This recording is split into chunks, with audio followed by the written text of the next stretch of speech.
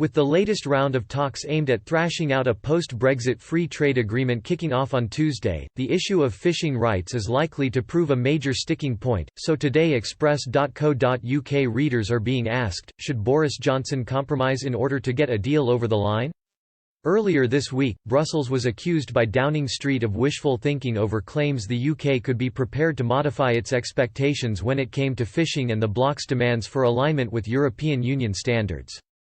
However, also speaking this week, Barry Dees, chief executive of the National Federation of Fishermen's Organisations (NFFO), suggested a compromise was likely, as well as voicing doubts about whether the UK will be able to reacquire fishing quotas which are currently owned by EU-based firms.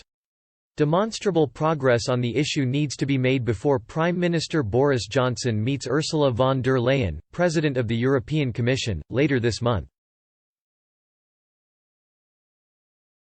David Frost, the UK's chief negotiator, and Michel Barnier, his opposite number, resumed their negotiations this week, with one senior diplomatic sources saying, there is only one way to get things moving and that is for the UK side to move and then, as Frost knows full well, the EU will move too.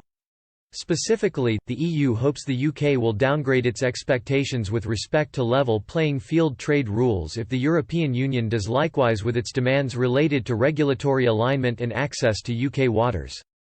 The Prime Minister's official spokesman said, "This is wishful thinking by the EU. We have always been clear there is no question of splitting the difference on level playing field and fish. We are not compromising on those because our position on these is fundamental to an independent country. Any agreement has to deal with this reality."